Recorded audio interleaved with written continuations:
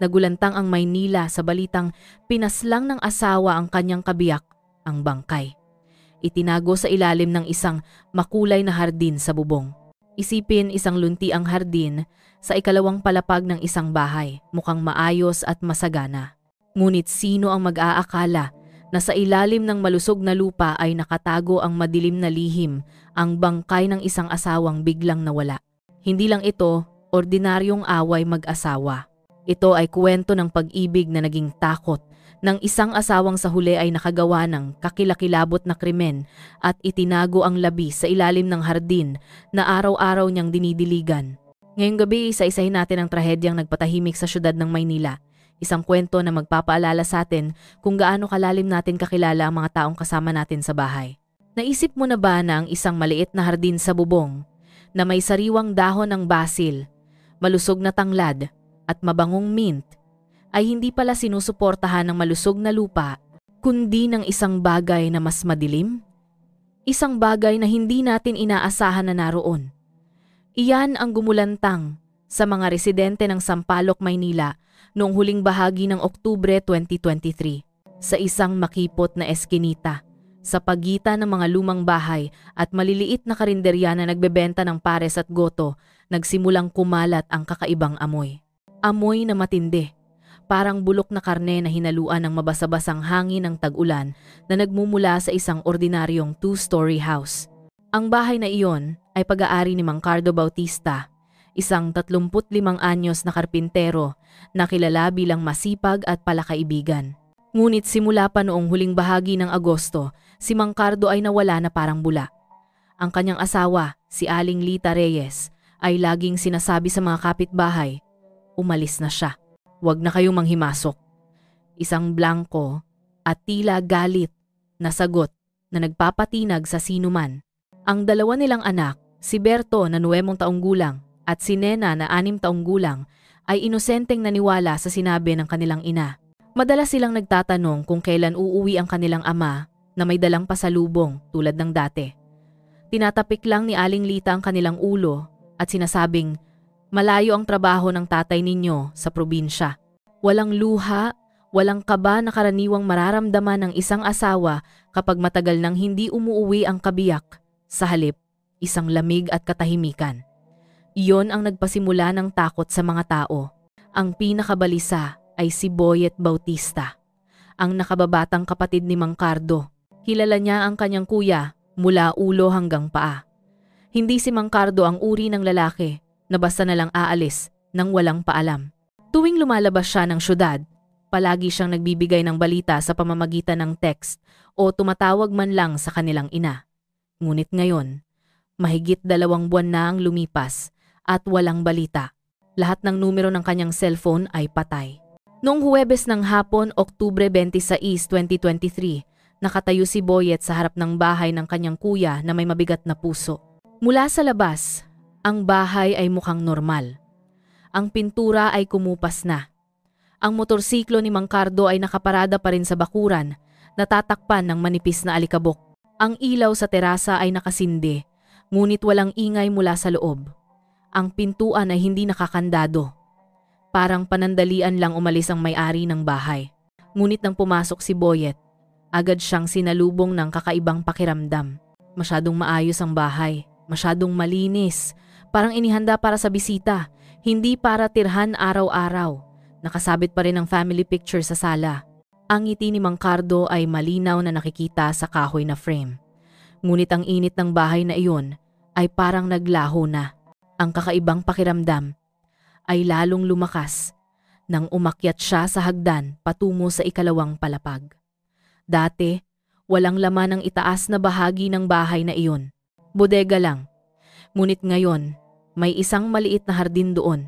Mga sementong kahon na kasing daas ng tuhod na naglalaman ng itim at basa-basang lupa, mga tanim na basil, tanglad at mint na maayos na lumalago. Parang inaalagaan ng buong pagmamahal. Ngunit nang lumapit si Boyet, may naramdaman siyang kakaiba. Hindi sariwa ang amoy ng lupa. May amoy na maasim, matindi at matalim sa ilong amoy na mas katulad ng isang bagay na matagal nang patay. Kumatok siya sa ibabaw ng tiles na nakabalot sa hardin. Ang tunog ay maluwag, umalingaw-ngaw na parang may walang laman na espasyo sa ilalim nito. Napatindig ang balahibo ni Boyet, humihingal. Isang masamang hinala ang sumulpot. Posible kayang hindi talaga umalis ang kanyang kuya? Posible kayang may nangyari sa bahay na ito? Isang bagay na mas nakakapanindig balahibo kaysa sa isang asawa na tumakas at iniwan ng pamilya. Nang hapong iyon, nagsimulang umambon ang langit. Dala ng hangin ang amoy ng basa-basang lupa, tanda na malapit na ang tag-ulan. Ngunit sa puso ni Boyet, matagal nang nagngangalit ang bagyo. Nakatayo siya ng matagal sa harap ng hardin sa bubong na masyadong maayos. At sa unang pagkakataon sa kanyang buhay, naramdaman niya ang takot sa sariling bahay ng kanyang kuya. Tumayo si Boyet ng matagal sa harap ng hardin sa bubong hanggang sa tumindig ang kanyang balahibo. Ngunit pinili niyang bumaba muli sa unang palapag. Sinubukan niyang pakalmahin ang sarili, ngunit hindi pa rin nawawala ang pagkabalisa. Sa sala, ang katahimikan ay parang bato. Ang tanging naririnig ay ang tiktak ng orasan sa dingding. Dahan-dahan binaybay ni Boyet ang kanyang paningin sa paligid. Ang tela ng sofa ay maayos pa rin.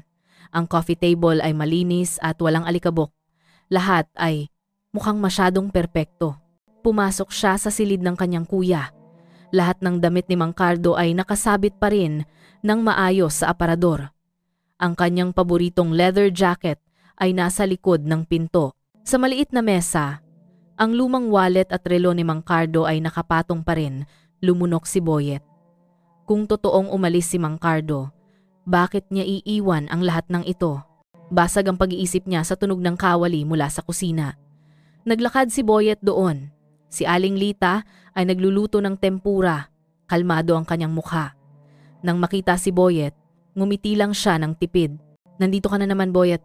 Kumain ka muna dito," sabi niya nang walang damdamin. Matatalim na tiningnan siya ni Boyet.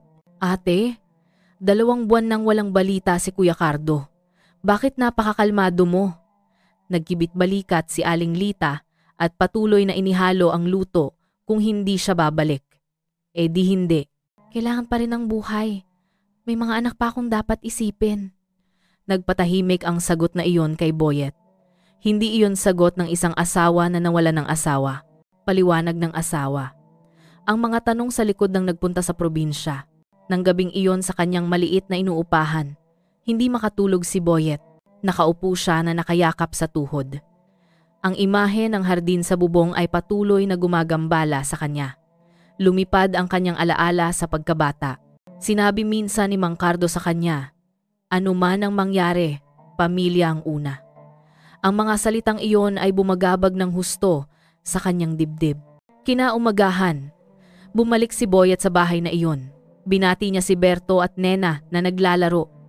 Inosenteng nagtanong si Berto, "Tito, kailan uuwi si tatay?" Sabi ni nanay malayo ang trabaho ni tatay. Nahirapan si Boyet at kinailangan lang niyang haplusin ang ulo ng bata. Umakyat ulit si Boyet sa ikalawang palapag. Nagkunwari siyang tinitingnan ang hardin. Hinawakan niya ang lupa. May kakaibang basa-basa, mabigat at mahinang amoy na mas matindi pagkatapos ng ulan kagabi. Nang hapong iyon, nakaupo siya sa terasa. Nagsimulang umilaw ang mga ilaw sa eskinita. Narinig ang tunog ng azan para sa Maghrib mula sa maliit na masjid. Ngunit hindi mapakali ang kanyang isip. Bigla mula sa direksyon ng tindahan ni Aling Martha, narinig niyang 2 kabataan na nag-uusap. Aba, kakaibang CCTV recording ng tindahan. Si Aling Lita, minsan nagdala ng semento hating gabi. Agad na lumapit si Boyet. "Pwede ko bang makita ang CCTV, Aling Martha?" Tanong niya. Sa monitor screen, lumabas ang recording noong Setyembre 2 ng madaling araw.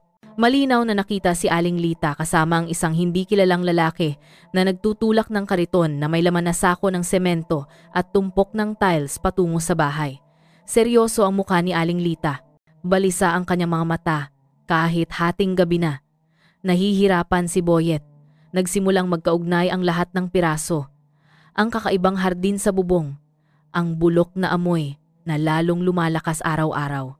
Ang mga gamit ni Mang Cardo na naiwan. At ngayon, ang CCTV recording na ito. Humingal siya. Nakatayo siya ng matigas. Nanginginig ang mga kamay. Sa kalooban niya, alam niya na anuman ang itinatago sa bahay na iyon, ang sagot ay hindi magiging maganda. Nang gabing iyon, naglakad si Boyet pauwi na may mabigat na hakbang. Puno ng tanong ang kanyang puso.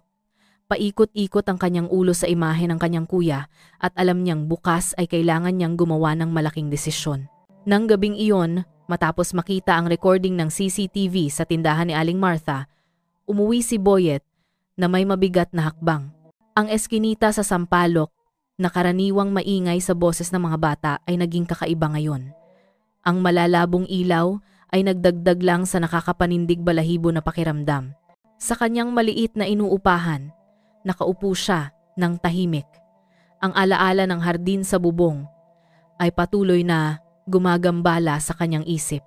Ang CCTV recording na nagpapakita kay Aling Lita na nagdadala ng semento hating gabi ay naging huling piraso sa puzzle.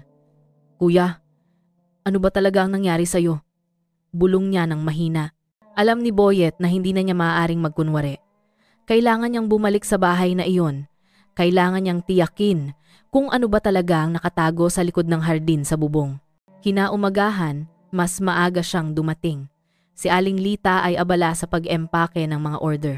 Sa sala, ang amoy ng karton at plastik ay sumama sa amoy ng murang pumada. Binati niya si Boyet nang walang damdamin. "Masyado kang madalas dito, Boyet. Baka mas interesado ka pa sa bahay na ito kaysa sa sarili mong buhay." Nahirapan si Boyet sa panunukso na iyon. Ngumiti lang siya ng tipid at umakyat sa ikalawang palapag nang hindi sumasagot. Ang hardin sa bubong ay nakatayo sa harap niya, mukhang walang kasalanan. Ang mga dahon ng basil ay umuugoy sa hangin. Ang mint ay lumalago ng masagana. Ngunit alam ni Boyet na may kakaiba. Yumuko siya at dahan-dahang kumatok sa isang bahagi ng kahon. Ang tunog ay maluwag at umalingaw-ngaw. Hinawakan niya ang lupa sa gilid at naramdaman niya ang isang matigas na patong sa ilalim ng ibabaw. Hindi ito ordinaryong lupa, bulong niya. Mas mabilis na tumibok ang kanyang puso. Yumuko siya ng mas malapit, huminga. Ang amoy na lumalabas mula sa basa-basang lupa ay hindi na lang amoy ng pataba. May matindi, mabaho na amoy na nagpapamasa sa kanyang tiyan. Dali-dali siyang tumayo, tinatakpan ang ilong gamit ang likod ng kamay. Bigla, narinig ang tunog ng mga yabag sa hagdan. Si Aling Lita ay lumitaw sa pintuan. Naningkit ang kanyang mga mata. Mahina ngunit malamig ang kanyang boses. "Masyado kang madalas dito, Boyet. Ano ba talaga ang gusto mo kung titingnan mo lang ang hardin ko?" "Hindi kailangan araw-araw." Lumunok si Boyet. Sinusubukan niyang kumalma. "Miss na miss ko lang po si Kuya Cardo, ate. Gusto ko rin po alagaan ang mga bata." Ngumiti ng mapakla si Aling Lita. "Kung gayon, alagaan mo sila. Huwag kang abala sa paghuhukay ng hindi kailangan." Dahan-dahan niyang isinara ang pinto. Iniwan si Boyet na may lalong lumalakas na takot. Sa mga sumunod na araw, lalong lumakas ang hinala ni Boyet. Sa tuwing umuulan, lalong tumatalim ang amoy mula sa ikalawang palapag. Si Aling Nena, ang kapitbahay na nagtitinda ng pares, ay bumulong sa kanya. "Kakaibang amoy na iyon, Boyet. Parang may malaking bangkay." Takot akong magsabi. Pero alam mo na rin, tumangulang si Boyet. Nahirapan siyang huminga, nalulunasan ang kanyang dila.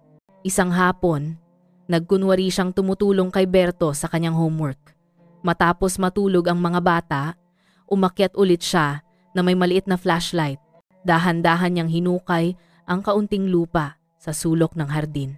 Hindi pa umabot ng 10 minuto, nahawakan ng kanyang mga daliri ang matigas na ibabaw isang makapal na patong ng semento. Sinubukan niyang humukay. Nang mas malalim at mula sa maliit na siwang, lumabas ang matinding amoy. Binitiwan ni Boyet ang maliit na pala na kanyang dala. Muntik na siyang masuka. Nanginginig ng husto ang kanyang mga kamay. Agad niyang tinakpan muli ang lupa. Humihingal siya. Ngayon ay sigurado na siya na mayroong itinatago sa ilalim ng hardin na ito. Isang bagay na hindi dapat malaman ng iba, lalo na ni Aling Lita. Kinaumagahan habang nag-aalmusal kasama ang mga bata, tiningnan ni Boyet ang inosenteng muka ni Berto at Nena. Tumatawa sila ng masaya, walang alam. Sa likod nila, Nakatayo si Aling Lita na may blankong mukha at sinabing maikli. Kung napapagod kang pumunta dito, Boyet, mas mabuti na wag kang manghimasok. Ang taong masyadong usisero ay kadalasang mabilis na napapahamak. Ang mga salitang iyon ay nagpalamig sa dugo ni Boyet. Nalaman niyang malalim na siya sa lihim ng bahay na ito. Matapos lumabas ng bahay, tumayo siya ng matagal sa dulo ng eskinita. Hindi pa rin stable ang kanyang paghinga, mabilis ang tibok ng puso. Tiningnan niya muli ang bahay at dahan-dahang sinabi sa sarili, bukas, pupunta ako sa pulisya. Ano man ang peligro, dapat malaman ang katotohanan. Nang umagang iyon, ang hangin sa Sampaloc ay basa pa rin mula sa ulan kagabi. Ang hamog ay nakakapit sa mga dahon ng kawayan. Ang amoy ng basa-basang lupa ay bumubuo sa hangin. Ngunit para kay Boyet, hindi lang iyon ordinaryong umaga. Magdamag siyang hindi nakatulog. Patuloy na umalingaw-ngaw sa kanyang tainga ang mga salita ni Aling Lita. Ang taong masyadong usisero ay kadalasang mabilis na napapahamak. Ang mga salitang iyon ay hindi lang babala, kundi banta. At ang banta na iyon ay sapat para itulak siya na pumunta sa istasyon ng pulisya sa pangunahing kalsada. Isang simpleng gusali na may medyo kupas na puting pintura ang nakatayo sa harap niya. Dahan-dahang iwinawagayway ang bandila ng Pilipinas sa hangin. Huminto si Boyet saglit sa harap ng gate, huminga ng malalim at naglakas loob na pumasok.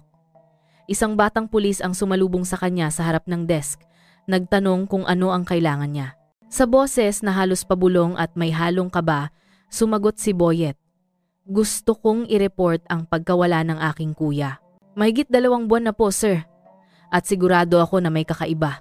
Hindi nagtagal, pinapasok siya sa opisina ng opisyal.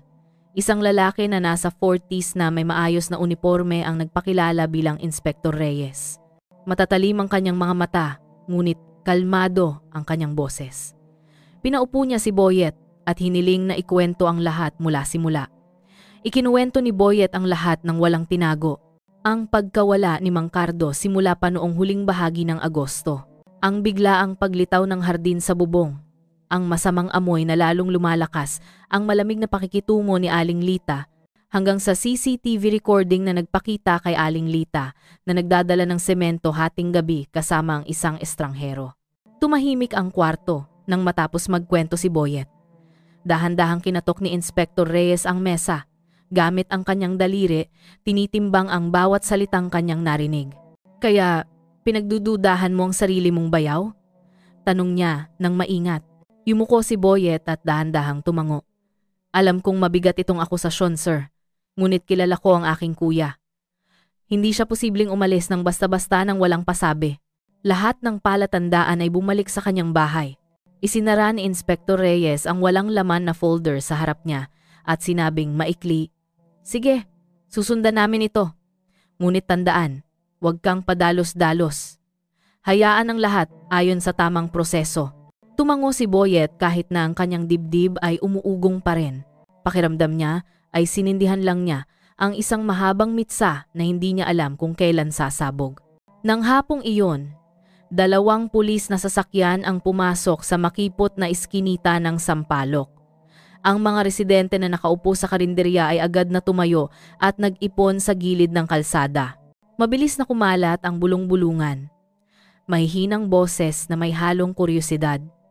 Dumating ang pulis sa bahay ni Mang Cardo. Sa wakas, ang amoy ay kakaiba talaga noon pa man. Kawawa naman ang mga anak niya, Diyos ko. Naglakad si Boyet sa gitna ng maraming tao, kasama ang mga pulis patungo sa bahay ng kanyang kuya.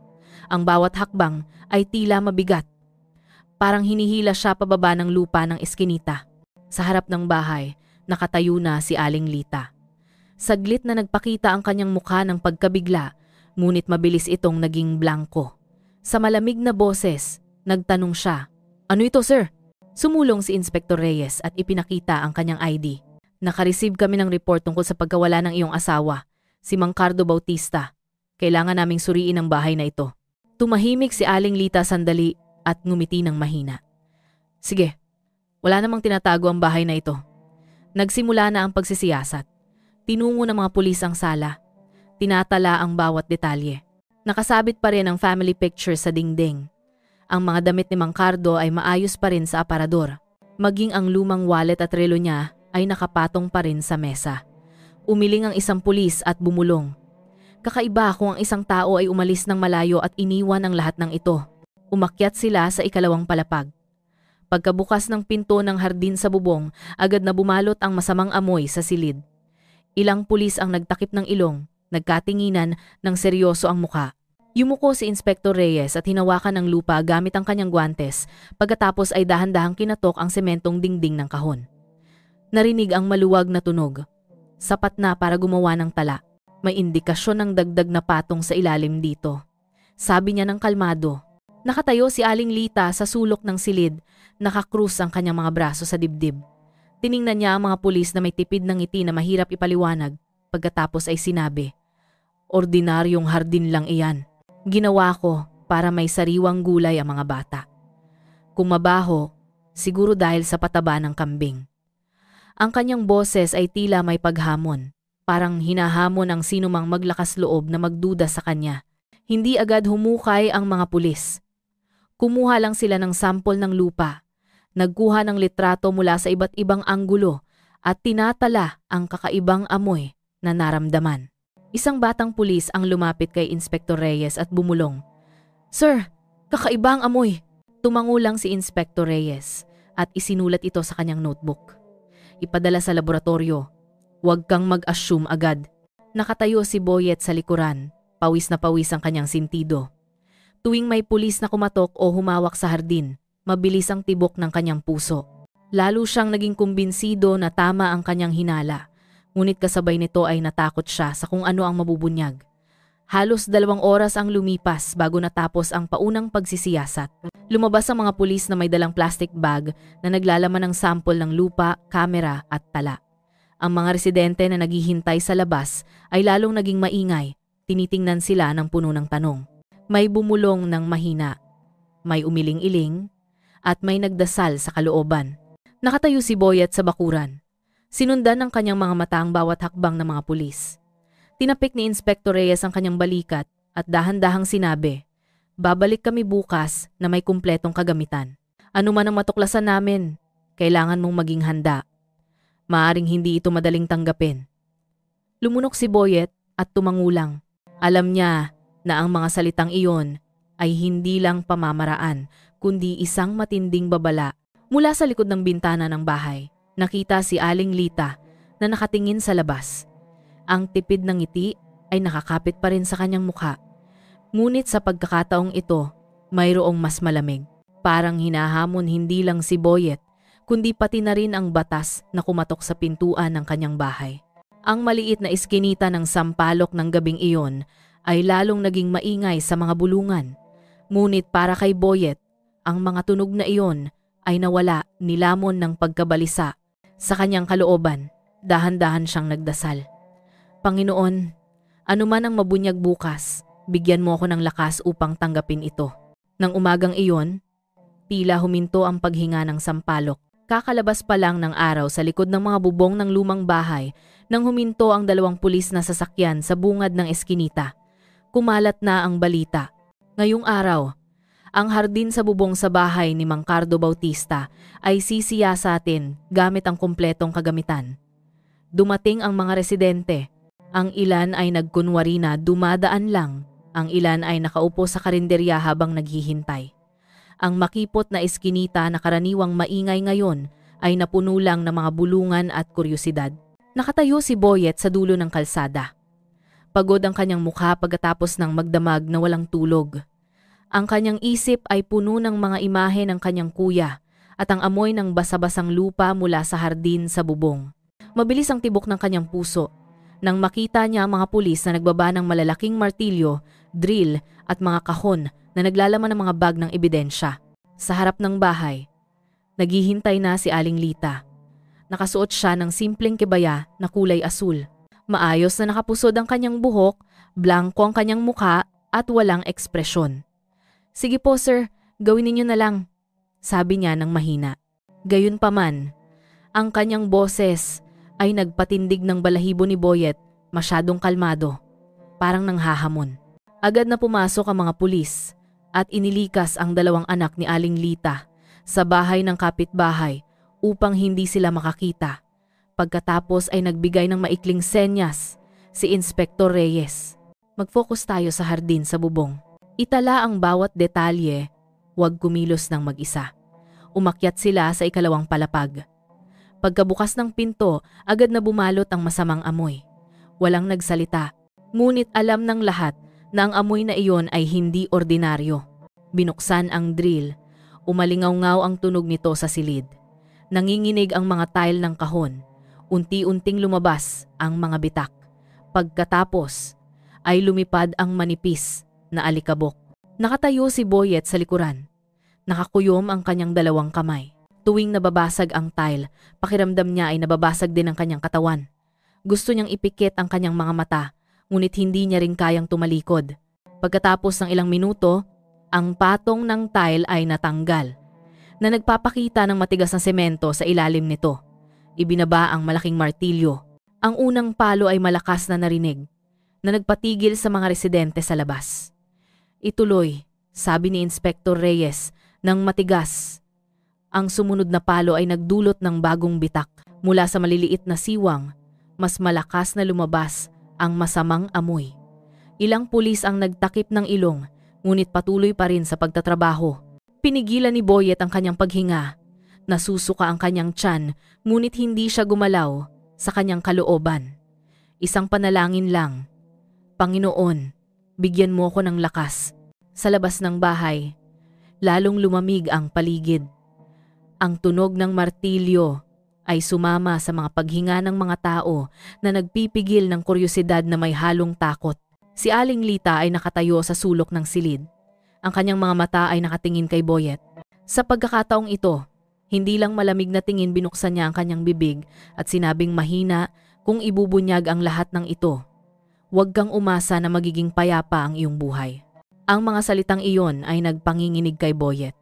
Ngunit, tiningnan niya ito ng walang sagot.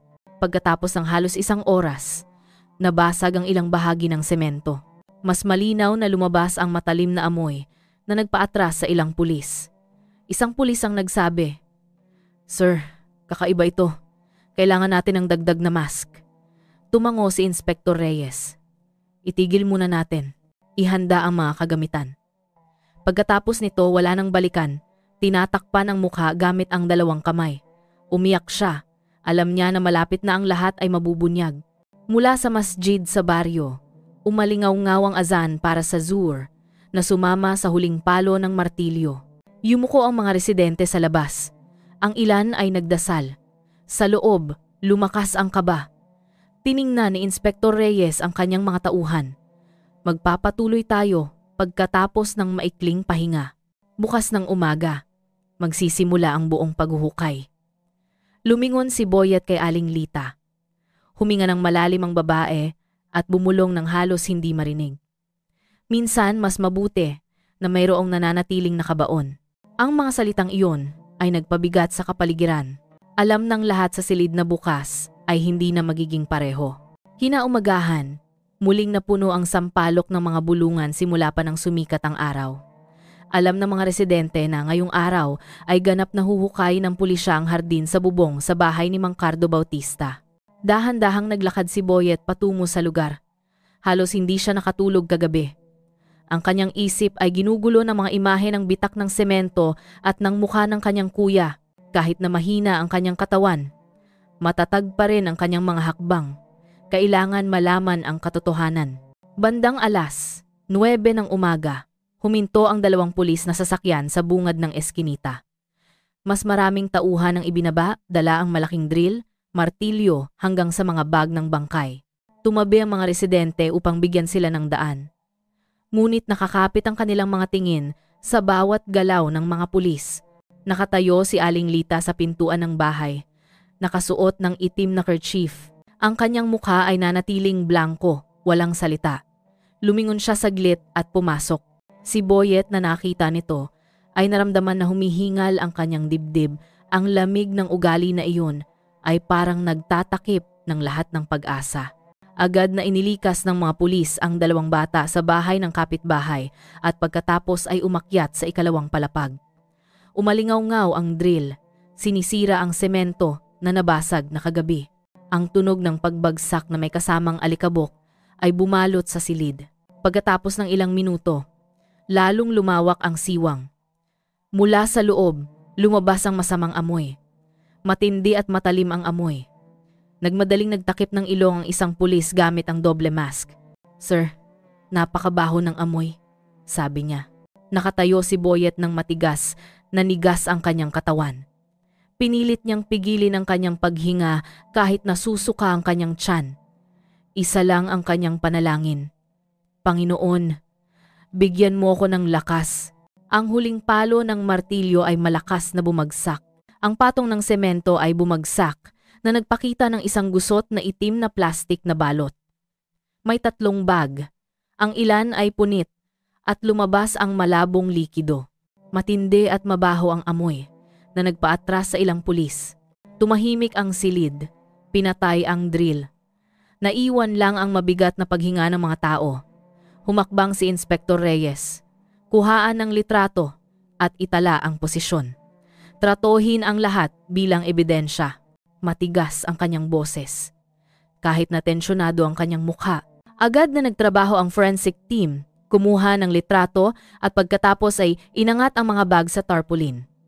Ang tunog ng malambot na bagay habang inililipat ang mga bag ay nagpatindig ng balahibo. Sumigaw ang mga residente sa labas, napakakilakilabot. Ang ilan ay tumakbo palayo. Ang ilan ay nagdasal ng nanginginig ang boses. Tinakpan ni Boyet ang kanyang mukha gamit ang kanyang 2 kamay.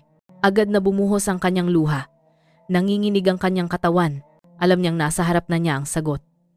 Ang kanyang kuya ay hindi kailanman umalis ng malayo. Palagi siyang narito. Nakabaon sa ilalim ng hardin na mukhang luntian. Humakbang si Aling Lita. Matatalim ang kanyang mga tingin. "Sa tingin ninyo kaya ninyong harapin ang nabuksan na ito?" Sabi niya ng mahina.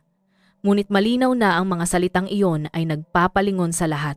Ang ilan ay tiningnan siya ng galit. Ang ilan ay natakot. Sumigaw si Boyet nang nawalan ng pag-asa, basag ang kanyang boses. "Ano ang ginawa mo kay Kuya Cardo?" Hindi sumagot si Aling Lita.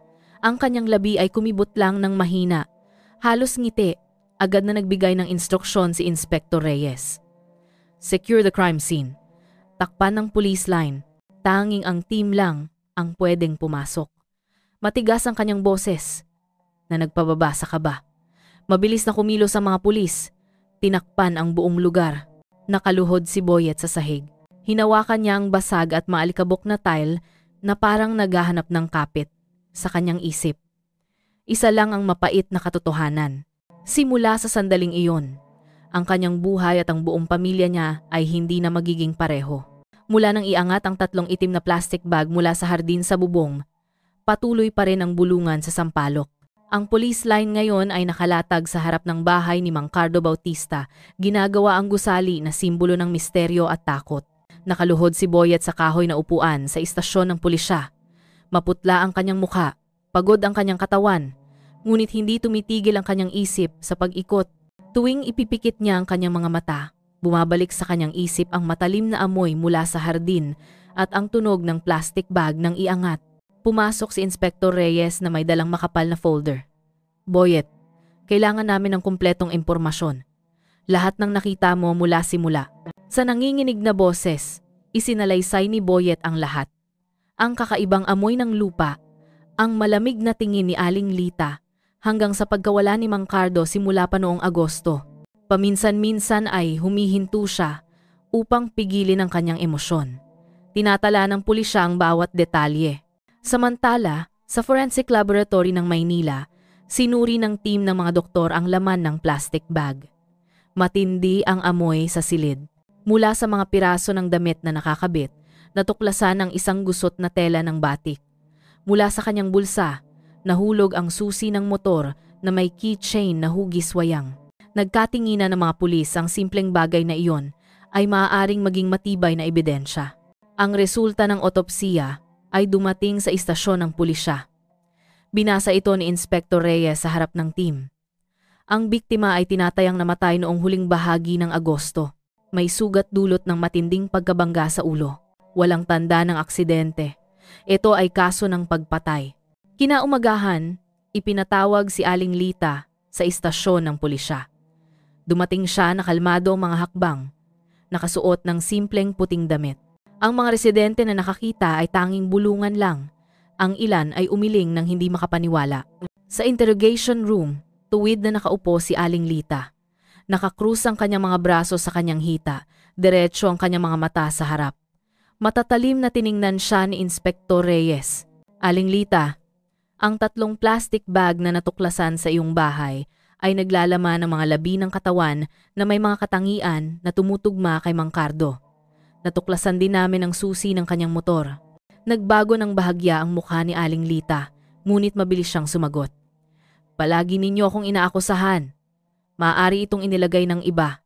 Hindi ito kuta ang bahay. Sino man ay maaaring pumasok. Kinatok ni Inspektor Reyes ang mesa. Ipinakita rin ng otopsya ang matinding palo sa ulo ng biktima. Ito ay matibay na ebidensya na hindi siya umalis, kundi pinatay. Huminga ng malalim si Aling Lita at sinabing may pagkapait. Ang iyong kuya ay matigas ang ulo. Marami siyang kaaway. Bakit agad ninyo akong sinisisi?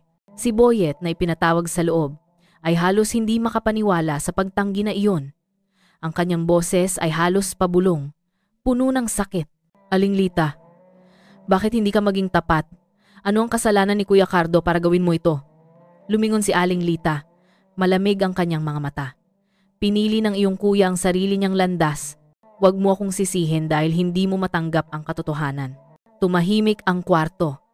Isinara ni Inspektor Reyes ang folder, pinipigilan ang sarili na huwag magmadali. Sige, magpapatuloy ang investigasyon. Sa mga ebidensya na mayroon, si Aling Lita pa rin ang pinaka-pinaghihinalaan. Ngumiti lang ng tipid si Aling Lita. Ang ngiti na iyon ay lalong nagwasak kay Boyet.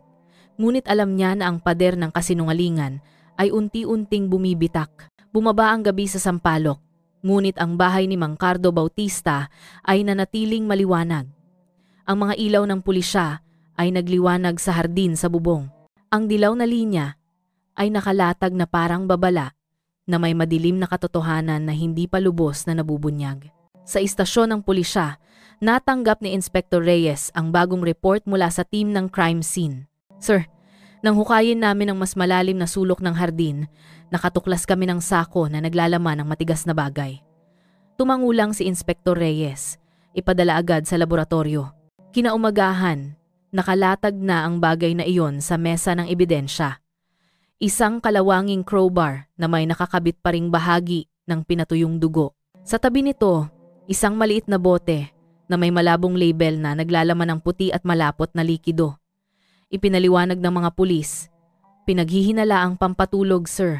Ipinakita ng paunang pagsusuri na ang nilalaman nito ay kapareho ng natuklasan sa tiyan ng biktima. Ngunit, naghihintay pa rin kami ng kumpletong resulta. Tinatakpan ni Boyet ang kanyang bibig. Maputla ang kanyang muka. Lumipad ang kanyang alaala sa reklamo ni Mang Cardo ilang buwan na ang nakalipas. Ang kape na ginawa ni Aling Lita na mabilis siyang pinapatulog. Ang alaala na iyon ngayon ay tila isang palatandaan na hindi napansin noon. Nang hapong iyon, muling ipinatawag si Aling Lita. Ang interrogation room ay tila mas maliit kaysa dati. Inilagay ni Inspektor Reyes ang crowbar at bote sa ibabaw ng mesa.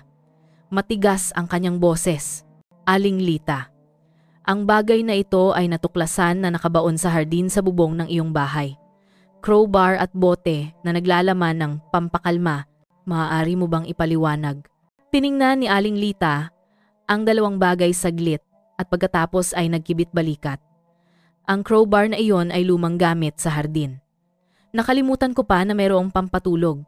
Iyon ay reseta mula sa doktor para sa akin mismo. Madalas akong nahihirapan matulog. Lumapit si Inspektor Reyes. Ang problema, ang likido sa boteng ito ay kapareho ng natuklasan sa katawan ng biktima. At ang crowbar na ito ay nakabaon ng maayos. Hindi lang basta inilagay. Huminga ng malalim si Aling Lita. Ang kanyang boses ay may pagkapait. Si Cardo, matigas ang ulo niya. Maraming tao ang hindi siya gusto. Masyado kayong mabilis mang-akusa sa akin. Si Boyet na nakaupo sa sulok ng silid ay sa huli ay sumabog. Ang kanyang mga mata ay lumuluha, nanginginig ang kanyang boses. Aling Lita, itigil mo na ang pagpapalusot. Hindi kailanman karapat-dapat si Kuya Cardo sa ganito. Alam mo kung anong uri siya ng tao? Luminggong si Aling Lita na may matatalim na tingin. Boyet, nakikita mo lang ang labas ng iyong kuya. Hindi ka nakatira sa iisang bahay kasama niya. Huwag kang magkunwari na alam mo ang lahat. Lumakas ang tensyon sa silid. Tiningnan ni Inspektor Reyes si Aling Lita ng malalim. Mahina ang kanyang boses ngunit matalas. Kung mas ikinukubli mo ang iyong sarili, mas malinaw ang direksyon ng investigasyon. Ang ebidensya ay nasa aming mga kamay at ang pangalan ay isa lamang sa mga pintuan. Patuloy naming huhukayin hanggang sa hindi mo na maitanggi ang katotohanan. Ipinikit ni Aling Lita ang kanyang mga mata saglit at pagkatapos ay binuksan muli na may tipid ng ngiti. Sige, ngunit huwag kang magulat kung ang matutuklasan ninyo ay hindi tulad ng inaasahan ninyo. Pinigilan ni Inspektor Reyes ang kanyang sarili na huwag tumugon pa. Dahan-dahan niyang isinara ang folder at isinulat ng maikli sa ulat. Lalong lumalakas ang paunang ebidensya. Ang suspek ay nananatiling matigas. Kailangan ng susunod na hakbang upang mapilit. Lumabas si Boyet ng silid na may mabigat na hakbang. Ang sampalok ng gabing iyon ay tahimik. Ngunit sa kanyang dibdib, ang tunog ng mga tanong at sakit ay patuloy na umalingaw-ngaw. Alam niya na ang katotohanan ay nasa harap na niya, ngunit natatakpan pa rin ng manipis na kurtina na malapit ng mapunit. Nang umagang iyon, ang istasyon ng pulisya sa Sampaloc ay mas tensyonado kaysa dati. Dumating na ang lahat ng resulta ng forensic. Dala ang mga piraso ng katotohanan na matagal nang hinihintay. Nakaupo si Boyet sa waiting chair. Maputla ang kanyang muka dahil sa kakulangan ng tulog. Yumuko siya, nakakapit ng mahigpit ang kanyang dalawang kamay, na parang inihahanda ang kanyang puso para harapin ang isang mabigat na bagay. Ginagabayan si Aling Lita papasok sa interrogation room. Sa pagkakataong ito, nakaposas ang kanyang mga kamay ngunit kalmado pa rin ang kanyang mukha. Nakaupo siya ng matigas, diretso ang tingin sa harap. Binuksan ni Inspektor Reyes ang makapal na folder at sinabing matigas, Aling Lita, lumabas na ang resulta ng laboratorio. Ang crowbar na natuklasan namin sa hardin ay hindi lang may dugo ng biktima, kundi mayroon ding fingerprints mo. Saglit na nanigas ang mukha ni Aling Lita, ngunit mabilis siyang huminga ng malalim. Fingerprints? Natural na ginamit ko iyan para sa hardin. Hindi iyan patunay na ako ang pumalo. Kinatok ni Inspektor Reyes ang mesa. Pinipigilan ang kanyang emosyon. Hindi lang iyan. Ang bote ng pampatulog na natuklasan namin ay may likido na kapareho ng nilalaman na natuklasan sa tiyan ng biktima. Mahirap sabihin na lahat ito ay nagkataon lang. Ngumiti ng tipid si Aling Lita. Mahina ngunit matalim ang kanyang boses. Sa tingin ninyo, bobo ako? Maaaring ginawa lang ang ebidensya. Sino man ay maaaring maglagay ng bote na iyon sa aking bahay. Si Boyet na kanina pa nagpipigil sa sarili ay sa huli ay sumigaw ng malakas. Aling Lita, itigil mo na ang mga dahilan mo. Hindi kailanman karapat-dapat si Kuya Cardo sa ganito. Alam mo kung anong uri siya ng tao? Lumingon si Aling Lita, malamig ang kanyang mga mata. Boyet, nakikita mo lang ang labas ng iyong kuya. Hindi ka nakatira sa iisang bahay kasama niya. Huwag kang magkunwari na alam mo ang lahat. Lumapit si Inspektor Reyes. Mabigat ang kanyang boses. Kung gayon, ano ang nangyari sa bahay na iyon?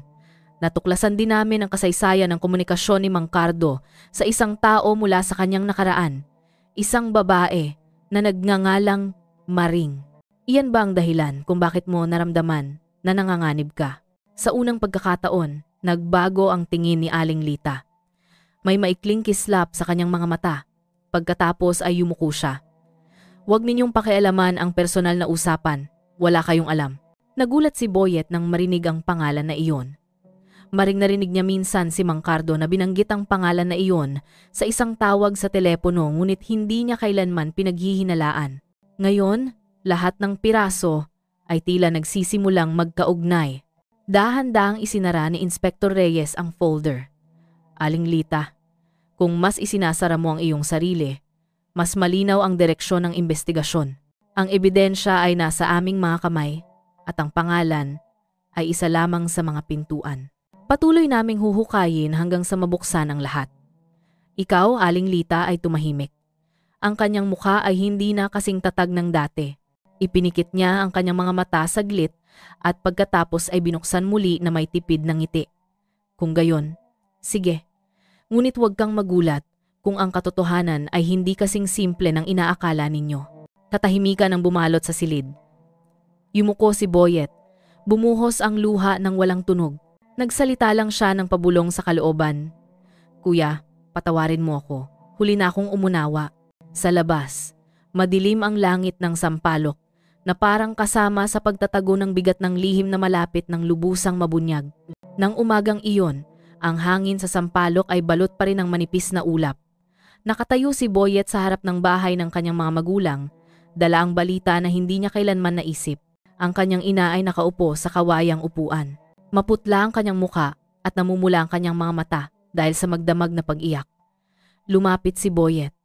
Naramdaman niyang mahina ang kanyang tuhod. Nanay, malinaw na ang lahat. Si Kuya Cardo. Wala na. At ang gumawa niyan, si Aling Lita. Ang mga salitang iyon ay sa wakas ay lumabas na nagpaiyak ng husto sa kanyang ina. Tinakpan ng matandang babae ang kanyang mukha gamit ang kanyang alampay. Nanginginig ang kanyang katawan. Nakaluhod si Boyet sa tabi niya. Hinawakan ang kamay ng kanyang ina. Nanay, hindi rin po ako makapaniwala. Ngunit natuklasan po ng pulisya ang ebidensya. Wala nang makakapagpangasiwa pa. Umiling lang ang kanyang ina. Bakit kailangan mangyari ito? Wasak na ang pamilya natin. Patay si Cardo. Nakakulong si Lita. Ang mga apo ay nawalan ng lahat. Hindi nakasagot si Boyet. Humihingal ang kanyang dibdib. Alam niya na tama ang kanyang ina. Hindi lang ito tungkol sa pagkawala ng isang kuya, kundi tungkol sa pagbagsak ng isang pamilya. Ilang araw ang lumipas. Siya kasama ang dalawa niyang pamangkin ay pumunta sa ampunan sa labas ng syudad. Habang patuloy pa rin ang kaso, kailangan munang ipagkatiwala ang mga bata doon bago magpasya ang hukom kung sino ang opisyal na tagapag-alaga. Nang huminto ang sasakyan sa bakuran ng ampunan, tiningnan ng dalawang bata ang simpleng gusali na may puting pintura na may gulong-gulo ang mga mata. Ang bunsong anak ay nagtanong ng mahina, Tito, bakit tayo dito? Kailan uuwi si Mama at Papa? Lumunok si Boyet. Sinubukan niyang ngumiti kahit nawasak ang kanyang puso. Sa ngayon, dito muna kayo titira ha. Pangako ni Tito na madalas kayong bibisitahin. Mahigpit na hinawakan ng bata ang kanyang kamay na parang takot na mabitawan. Hinaplos ni Boyet ang kanilang ulo. Sinubukan niyang pakalmahin kahit na magulo ang kanyang puso. Sa silid-aralan, magiliw na tinanggap ng mga tagapamahala ang mga bata. Ngunit naramdaman pa rin ni Boyet ang bigat sa kanyang dibdib. Nang makita ang kanyang mga pamangkin na nakaupo sa sulok, inosente ang kanilang mga mukha nang hindi lubos na nauunawaan ang nangyayari. Bumagsak ang kanyang luha. Doon lang siya umiyak. Hindi lang bilang kapatid ni Mang Cardo, kundi bilang tito na pakiramdam niya ay nabigo sa pag-aalaga sa kanyang pamilya. Nang gabing iyon sa istasyon ng pulisya, inihanda ni Investigador Reyes ang mga dokumento para sa paglilitis. Ipinatawag si Boyet upang magbigay ng karagdagang testimonya. Sa silid na iyon, nakita niya si Aling Lita na nakaupo sa likod ng rehas. Maputla ang kanyang mukha, ngunit matalim pa rin ang kanyang mga mata. Boyet, ang boses ni Aling Lita ay halos pabulong na lumabas mula sa ilalim ng kanyang lalamunan. Nanatiling tahimik si Boyet. Tiningnan siya mula sa likod ng salamin. Alam kong kinamumuhian mo ako ngayon ngunit maniwala ka, hindi ko kailanman nais na mangyari ang lahat ng ito. Natakot lang ako. Natakot na mawala ang lahat. At ngayon tingnan mo, kinuha na nga ang lahat sa akin. Patay ang aking asawa. Malayo ang aking mga anak. Nakakulong ako dito. Wala na akong natitira pa. Ang mga salitang iyon ay nagpatigil kay Boyet. Dati, ang motibo na narinig niya ay tungkol lang sa selos at pagiging makasarili. Ngunit tiningnan siya ni Aling Lita na may mapait na mukha, hindi na puno ng pagtatanggol kundi isang mapait na pag-amin. Huminga ng malalim si Boyet. Si Kuya Cardo ay kapatid ko at modelo para sa akin. Alam mo iyan. Maaring nagkamali siya, Ngunit hindi siya karapat-dapat na mamatay ng ganoon. Yumuko si Aling Lita. Bumuhos ang kanyang luha. Sa unang pagkakataon, simula nang mabunyag ang lahat, mukha siyang mahina. Si Inspector Reyes, nakasama lang, ay nagtala. Hindi siya nalulunod sa emosyon. Ang kanyang trabaho ay tiyakin na malakas ang lahat ng ebidensya para sa paglilitis. Bukas, ibibigay ang mga dokumento sa piskalya. Agad na itatakda ang paglilitis. Kinaumagahan, lalong naging maingay ang paligid ng istasyon ng pulisya. Nagsimulang i-report ng lokal na media ang kaso na ito bilang isang trahedya ng pamilya na gumulantang sa sampalok. Nakatayo ang mga residente sa labas ng bakod, nagbubulungan. Ang ilan ay umiling-iling, ang ilan naman ay nagbubulungan ng may paghamak. Naglakad si Boyet sa gitna ng maraming tao na nakayuko ang muka. Ang bawat hakbang ay tila mabigat na parang may pasan siyang hindi lang bilang testigo, kundi bilang miyembro ng pamilya na kailangang magtiis ng kahihiyan. Nang gabing iyon, nakaupo siya ng mag-isa sa beranda ng bahay ng kanyang ina. Dinala ng hangin ang tunog ng kuliglig na parang sinasamahan ang kanyang magulong isip. Tiningnan niya ang langit, naaalala ang kanyang pagkabata kasama si Mang Cardo. Nagpapalipad ng saranggola, tumatakbo sa palayan, naririnig ang kanyang kuya na nagpapayo na maging matapat at malakas palagi. Lahat ng alaala na iyon ay tila malayo na ngayon. Ipinikit ni Boyet ang kanyang mga mata, muling bumuhos ang luha. Kuya, patawarin mo ko. Hindi ko kayang protektahan ka. Hindi ko kayang protektahan ang iyong pamilya. Sa ibang lugar, nakaupo si Aling Lita sa sulok ng detention cell. Blanko ang kanyang tingin sa basang dingding. Paminsan-minsan ay bumubulong siya, nakuha na ang lahat sa akin. Mahina ang kanyang boses, parang taong nagsasalita sa kanyang sarili. Si Inspector Reyes na nagmomonitor mula sa malayo ay isinulat ang huling tala ng gabing iyon. Sa kalooban niya, alam niya na ang kaso na ito ay hindi lang tungkol sa batas, kundi tungkol sa sugat ng pamilya na hindi gagaling ng mabilis. Natapos ang araw na iyon, na may mabigat na katahimikan. Parang ang buong syudad ng Sampaloc ay nakikiramay sa kalungkutan. Naghihintay ang paglilitis at alam ng bawat isa sa loob ng kasong ito na anuman ang hatol, ang sugat na iniwan ay mananatili magpakailanman. Dumating din ang araw ng paglilitis. Ang langit sa Maynila ng umagang iyon ay madilim, may makapal na ulap na nakabitin na parang nagpapabigat sa kapaligiran. Puno ang korte ng mga residente. Ang ilan ay gusto lang malaman, ang ilan ay gusto lang tiyakin na talagang naipapatupad ang hustisya. Nagkakagulo ang mga mamamahayag sa pasukan. Handa ang kanilang mga kamera na kunan ang bawat sandali. Dahan-dahang lumakad si Boyet papasok sa korte kasama ang kanyang ina. Ang matandang babae ay nakasuot ng itim na alampay. Maputla ang kanyang mukha dahil sa magdamag na walang tulog. Muntik na siyang matumba kung hindi siya mahigpit na hinawakan ni Boyet. Nanay, magpakatatag tayo, bulong ni Boyet, kahit na nanginginig ang kanyang boses. Tumahimik ang korte nang pumasok ang presiding judge. 3 beses na kinatok ang gavel na nagbukas ng paglilitis. Sa kaliwa, ang taga-usig na may makapal na dokumento. Sa kanan, ang abogado ni Aling Lita na nakaupo na may mukhang puno ng estratehiya. Hindi nagtagal ay bumukas ang likurang pinto. Pumasok si Aling Lita na nakasuot ng orange na uniform ng bilanggo. Gusot ang kanyang buhok, maputla ang kanyang muka, at gumugulo ang kanyang mga hakbang. Yumuko siya, iniiwasan ang tingin ng 12 ng mga mata na nakatingin sa kanya. Tiningnan siya ni Boyet, nagkulo ang kanyang puso. Galit, dismaya, ngunit sa kaibuturan ng kanyang puso, mayroon pa ring bahagi na mahirap niyang tanggihan. Tumayo ang taga-usig. Binasa ang akusasyon ng malakas na ang akusado, si Aling Lita Reyes. Noong gabi ng Agosto 28, 2023 ay sinasadya na planuhin at isagawa ang pagpatay sa kanyang asawa, si Mang Cardo Bautista. Na ang akusado ay naglagay ng pampatulog sa inumin ng biktima at pagkatapos ay gumawa ng mga aksyon na nagdulot ng pagkamatay ng biktima. Itinago ang bangkay sa ilalim ng sahig na tinakpan ng semento at tinamnan ng mga halaman sa ibabaw upang itago ang pagdududa. Nanatiling tahimik ang silid. Bawat salita ay tila nagpapabigat sa dibdib ni Boyet. Lumingon siya at nakita ang kanyang ina na nakapikit. Nanginginig ang kanyang kamay na nakakapit sa isang maliit na rosaryo. Tumayo ang abogado ng depensa. Kamahalan, ginawa nga ng aking kliyente ang aksyon na nagdulot ng kamatayan. Ngunit ang aksyon na iyon ay hindi resulta ng maingat na plano.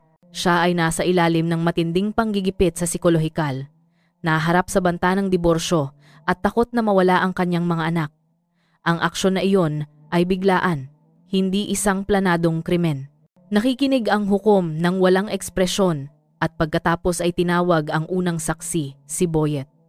Sa mabigat na hakbang, sumulong siya. Nang hilingin na ipaliwanag, nahirapan siyang magsalita. Nakita ko po na tahimik ang bahay ng aking kuya. Nasa loob pa rin ang motor. Hindi nakakandado ang pinto. Sa ikalawang palapag, may kakaibang amoy mula sa bagong taniman. Agad ko pong naramdaman na may kakaiba. Sa huli, nag-report po ako sa pulisya at ang aking hinala ay tama. Nagtanong muli ang hukom, ano ang naramdaman mo nang malaman mo ang katotohanan? Kinagat ni Boyet ang kanyang labi. Lumuluha ang kanyang mga mata. Gusto ko po sana na panaginip lang ito. Gusto ko po sana na bumalik ang aking kuya. Ngunit imposible po iyon. Ang tanging hiling ko po ngayon ay katarungan para po ang kanyang mga anak ay makapamuhay ng payapa. Tumahimik ang silid. Ilang tao ang nagpunas ng kanilang mga mata. Ang susunod na saksi, si Maring. Ang kanyang pagdating ay nagdulot ng bulungan sa mga nakaupo. Simpleng lumitaw si Maring na may light brown na kebaya. Matigas ang kanyang boses. Kahit na tensyonado ang kanyang mukha, naging malapit po ako sa yumaong si Mang Cardo. Ngunit natapos po ang relasyon na iyon, matagal na bago siya ikasal kay Aling Lita. Paminsan-minsan lang po kami nagpapalitan ng balita. Ngunit simula noong unang bahagi ng nakaraang taon, nakatanggap ako ng mensahe mula sa numero na nalaman kong kay Aling Lita. Ang mensahe ay puno ng banta. Kung makikipag-ugnayan ka pa sa asawa ko, magsisisi ka. Maging ang litrato ng kanilang mga anak ay kasama sa mensahe na iyon. Natakot po ako, sinisita ng taga-usig. Nakikipag-ugnayan pa rin ba ang biktima sa'yo? Matatag na umiling si Maring. Hindi po, kamahalan. Maikling komunikasyon lang po tungkol sa mga gawain sa lipunan, wala nang iba. Ang testimonya ni Maring ay lalong nagpatindi sa kapaligiran. Nagkatinginan ng mga tao. Ang ilan ay bumulong ng mahina. Iginiit ng taga-usig na ang selos ni Aling Lita ay lumampas na sa hangganan kahit na walang basehan. Ngayon ay turno ni Aling Lita na magsalita. Nakatayo siya. Nanginginig ang kanyang mga kamay na nakahawak sa mikropono. Halos pabulong ang kanyang boses. Ako, hindi ko maitatanggi ang lahat. Nang gabing iyon, naramdaman ko na ang mundo ay laban sa akin. Naramdaman kong iniiwan ako, wala akong masandalan. Nang makita ko si Cardo na nagsasalita tungkol sa paghihiwalay, nagdilim ang aking isip. Wala akong balak na patayin siya. Ngunit hindi ko rin alam kung paano ititigil ang lahat. Nang nakahiga siya, nataranta ako. Gusto ko lang itago na parang sa ganoong paraan nawawala ang problema. Huminto siya. Yumuko at dahan-dahang nagpatuloy. Alam kong winasak ko ang lahat, ngunit maniwala ka. Hindi ko kailanman kinamuhian si Cardo. Nasira lang ako ng aking sariling takot. Huminga ng malalim ang ilang tao ngunit agad na tumayo ang taga-usig. Matigas ang kanyang boses. Kamahalan, ang takot o kawalan ng pag-asa ay hindi maaaring gawing dahilan upang kitilin ang buhay ng ibang tao. Nawalan ng buhay ang biktima. Ang mga anak ay nawalan ng ama at nasira ang pamilya. Ang katotohanan iyon ay mas malaki kaysa sa anumang dahilan. Nagpatuloy ang paglilitis hanggang sa hapon. Ipinakita ang mga ebidensya, ang mga resulta ng forensic, ang mga talaan ng paghahanap sa cellphone ni Aling Lita tungkol sa kung paano itatago ang amoy ng pagkalapa hanggang sa testimonya ng kapitbahay na nakakita ng pag-renovate ng sahig. Lahat ay nagpapatunay na ang aksyon na iyon ay hindi lang biglaan, kundi may bahid ng pagpaplano. Kinatok ng hukom ang gavel na nagtapos ng paglilitis pansamantala. Lumabas si Boyet ng silid. Agad siyang pinakuyog ng mga mamamahayag, tinututukan ang kanyang mikropono. Sinabi lang niya ng maikli. Ipinagkatiwala ko na po lahat. sa batas. Gusto ko lang po na ang aking mga pamangkin ay makapamuhay ng payapa, kahit po walang magulang. Ang langit sa labas ng korte ay lalong dumilim. Dahan-dahang bumuhos ang ulan. Tiningnan ni Boyet ang patak ng tubig na nahuhulog sa lupa. Pakiramdam niya ay maging ang kalikasan ay umiiyak para sa kanilang pamilya. Nang gabing iyon, nakaupo siya sa beranda ng bahay ng kanyang ina. Dinala ng malamig na hangin ang tunog ng kuliglig na parang sinasamahan ang kanyang magulong isip. Bumulong ng mahina ang kanyang ina. Ano man ang desisyon mamaya, Boyet, hindi na magiging pareho ang ating buhay. Hinawakan ni Boyet ang kamay ng kanyang ina. Tiningnan niya ang madilim na langit. Alam niya na ang mga salitang iyon ay ang mapait na katotohanan. Ang sugat na ito ay mananatili, anuman ang hatol ng hukom. Ang ikalawang araw ng paglilitis ay nagsimula na may madilim na langit. Puno ang bakura ng korte ng sampalok. Nakatayo ang mga residente na may dalang poster. Naguunahan ang mga mamamahayag sa posisyon. Lahat ng mata ay nakatuon sa paglilitis na magtatakda ng kapalaran ni Aling Lita Reyes. Maagang dumating si Boyet kasama ang kanyang ina. Ang mukha ng kanyang ina ay mukhang pagod, payat ang kanyang katawan, ngunit nanatiling matatag ang kanyang determinasyon na dumalo. Gusto kong marinig mismo ang sinasabi nila tungkol sa aking anak, sabi niya ng mahina. Hinawakan lang ni Boyet ang kanyang kamay ng mahigpit, pinalalakas ang kanyang lakad patungo sa silid ng paglilitis. Pagkabukas ng paglilitis, ipinatawag ng taga-usig ang forensic expert. Isang doktor na may edad ang umakyat sa upuan na may dalang makapal na ulat. Batay sa pagsusuri, may mataas na antas ng pampatulog sa tiyan ng biktima, sapat na upang mawalan ng buong kamalayan ang biktima. Bukod pa rito, nakatuklas kami ng mga palatandaan ng panlabas na presyon sa dibdib. Hindi maaaring tiyakin ang ginamit na instrumento, ngunit malinaw na may pisikal na presyon na nakatulong upang mapabilis ang kamatayan. Nagtanong ang taga-usig, mapanganib ba ang kombinasyon na ito? Oo, ang kombinasyon na iyon ay posibleng maging sanhi ng kamatayan. Agad na tumahimik ang silid. Ilang bisita ang yumuko, pinipigilan ang kanilang paghinga. Naramdaman ni Boyet na mabilis ang tibok ng kanyang puso. Kahit na alam na niya ang resulta na ito noon pa man, ang marinig mismo mula sa eksperto ay nagpaparamdam na mas totoo ang lahat. Tumayo ang abogado ng depensa upang subukang pabulaanan. Kamahalan, ang konklusyon na ito ay nananatiling isang posibilidad. Ang aming kliyente ay nasa ilalim ng panik, hindi malamig na pagpaplano. Itinala ng hukom ng walang ekspresyon. Ang susunod na saksi, si Mang Jose, malapit na kapitbahay ni Mang Cardo, ay umakyat sa upuan. Nakita ko po si Aling Lita na bumili ng semento noong unang bahagi ng Setyembre. Akala ko po ay renovation lang. Nang dumating po ang pulisya, saka ko po nalaman na may kakaiba. Bukod pa rito, ilang beses ko po narinig ang matinding pag-aaway mula sa bahay na iyon, ngunit inakala ko po na usapan lang ng pamilya. Ang testimonya na iyon ay lalong nagpabigat sa kapaligiran. Ngayon ay turno ni Aling Lita na magsalita. Nakatayo siya, halos pabulong ang kanyang boses. Oo, binili ko po ang sementong iyon. Naramdaman ko po na nakulong ako. Hindi ko po alam kung ano ang gagawin. Nang hindi na humihinga si Cardo, tinakpan ko po siya. Umaasa po na mawawala ang problema sa sarili nitong paraan, ngunit mas naging masama ang katotohanan. Alam ko po na sinira ko ang lahat. Tiningnan niya ang hukom na may lumuluhang mata. Hindi po ako humihingi ng tawad para sa aking sarili. Hinihiling ko lang po na wag ninyo akong paghiwalayin ng habambuhay sa aking mga anak. Sila po ang dahilan kung bakit ako nabubuhay. Narinig ang bulungan mula sa mga bisita. Agad na iginiit ng taga-usig na ang mga anak ang pangunahing biktima. Nawalan sila ng ama at ngayon ay kailangang panagutan ng kanilang ina. Ito ay resulta ng desisyon ng akusado. Yumuko si Boyet. Nanginginig ang kanyang puso. Alam na alam niya na kailangan ng mga bata ang kanilang ina. Ngunit alam din niya na ang katarungan para kay Mang Cardo ay hindi dapat ipagwalang bahala. Matapos ang tanghalian, ipinakita ng taga-usig ang huling ebidensya, isang audio recording mula sa cellphone ni Mang Cardo. Agad na tumahimik ang silid. Malinaw na narinig ang boses ni Mang Cardo, pagod at mabigat. Hindi ko na kaya. Hindi na bahay ang bahay. Natatakot ako na kung mananatili ako dito, may mangyayaring masama. Sa sandaling iyon, nanigas ang buong silid. Tinatakpan ng ina ni Boyet ang kanyang mukha. Nanginginig ng husto ang kanyang katawan. Mahigpit na hinawakan ni Boyet ang upuan. Agad na bumuhos ang kanyang luha. Ang mga salitang iyon ay parang huling mensahe ng isang kuya na hindi na iligtas. Sinubukan ng abogado ng depensa na pigilan ang epekto nito.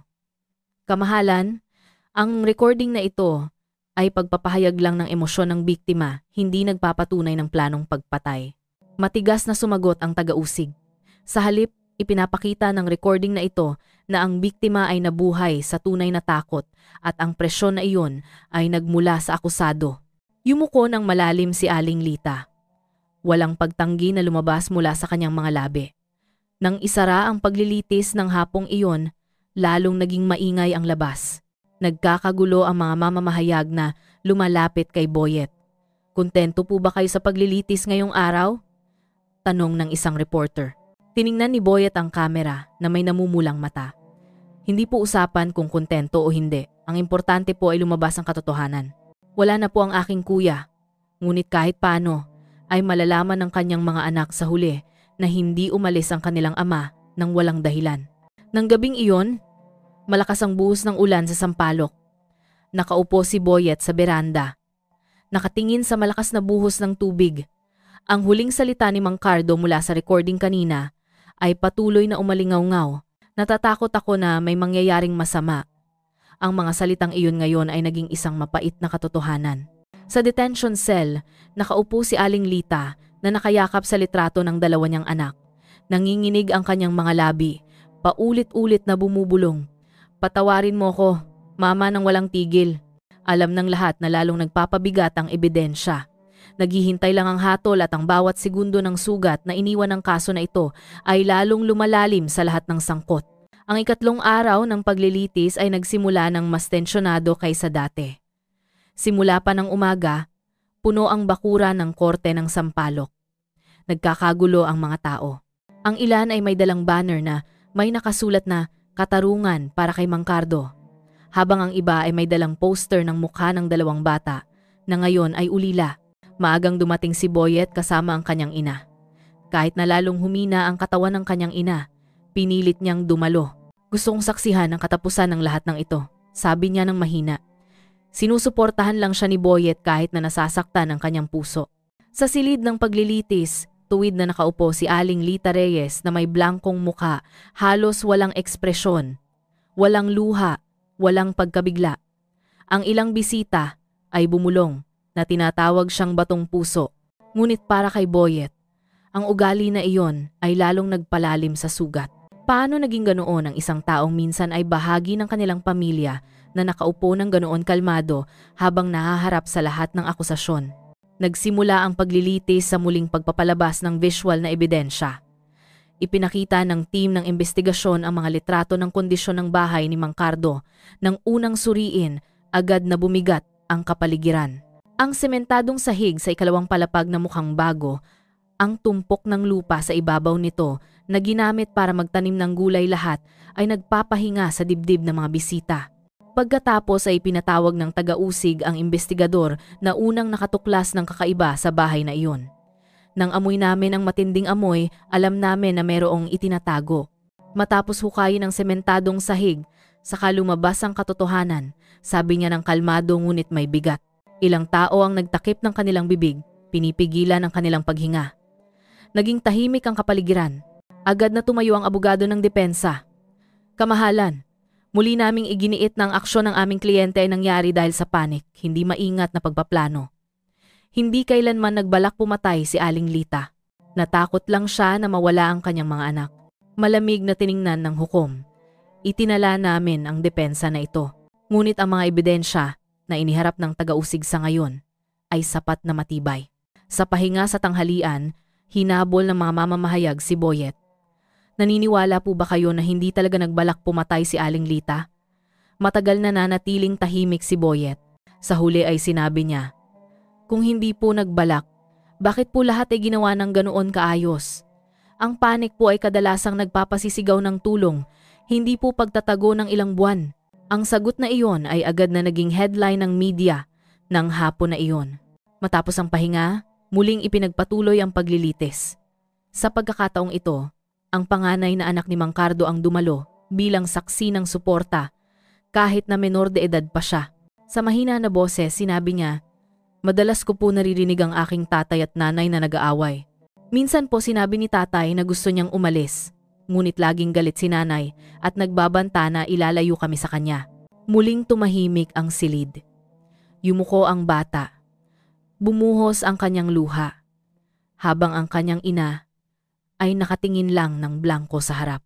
Hinawakan ni Boyet ang kamay ng kanyang ina, sinubukan niyang pigilin ang sarili. Nang makita ang kanyang pamangkin, na pinilit na alalahanin ang mga mapait na bagay, ay nasaktan ang kanyang puso. Isinara ng taga-usig ang paglilitis ng araw na iyon, na may maikli ngunit matalas na pahayag. Kamahalan, mula sa eksperto, saksi ng kapitbahay, recording ng ebidensya, hanggang sa testimonya ng anak ng biktima, lahat ay nagpapakita ng isang bagay. Ang akusado ay hindi lang nataranta. May takot, may selos, may pagnanais na kontrolin, at ang lahat ng iyon ay nagtapos sa pagkawala ng buhay ni Mang Cardo. Sa huli ay nagsalita si Aling Lita. Malamig ang kanyang boses. Ngunit sa pagkakataong ito ay may pagkapait. "Oo, nagkamali ako. Ngunit sino dito ang hindi kailanman natakot na mawala? Gusto ko lang panatilihin ang aking pamilya. Hindi ko alam kung paano ang ibang paraan. At ngayon, nawala ang lahat sa akin." Narinig ang mahinang pag-iyak mula sa sulok ng silid. Ilang tao ang naawa, ngunit mas marami ang umiling na may galit na mukha. Pagkatapos ay pinagpaliban ng hukom ang paglilitis. Sinasabing agad na babasahin ang desisyon sa susunod na pagpupulong. Paglabas ng korte, naramdaman ni Boyet na mabigat ang kanyang mga hakbang. Bumulong ang kanyang ina. "Anak, masyado ba tayong mahigpit sa kanya?" Umiling si Boyet. "Hindi tayo, nanay. Ito ang kinahinatnan ng kanyang mga aksyon." Nang gabing iyon, nanatiling maingay ang sampalok.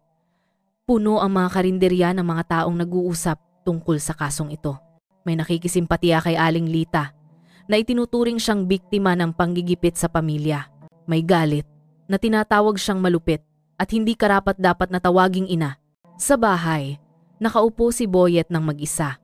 Dinala ng hangin ang tunog ng kuliglig, ngunit ang kanyang isip ay puno ng mukha ni Mang Cardo. Naaalala niya ang kanilang pagkabata habang nagpapalipad ng saranggola sa palayan. Noon sinabi ni Mang Cardo, "Boyet, kailangan nating magkapatid na magtulungan." Muling bumuhos ang luha ni Boyet. Pakiramdam niya ay nabigo siya sa pagprotekta sa kanyang kuya. Sa detention cell, matagal na nag-isip si Aling Lita. Ang mga mukha ng kanyang mga anak ay hindi kailanman nawawala sa kanyang isip. Ipinikit niya ang kanyang mga mata, ngunit ang boses ng hukom, boses ng taga-usig, boses ng recording ni Mang Cardo ay patuloy na gumagambala sa kanya. Paminsan-minsan ay sinasalat niya ang kanyang buhok, bumubulong ng mahina. "Hindi ako halimaw. Isa lang akong ina na natakot." Ngunit maging ang kanyang sarili ay tila hindi kumbinsido. Natapos ang ikatlong araw na iyon, na may madilim na ulap na nakabitin sa langit ng Maynila. Alam ng lahat na ang huling desisyon ay naghihintay na lang. At anuman ang resulta, ang sugat ng pamilya na ito ay mananatiling malalim. Dumating din ang araw ng hatol. Simula pa ng umaga, puno na ang kalsada patungo sa korte ng Sampaloc.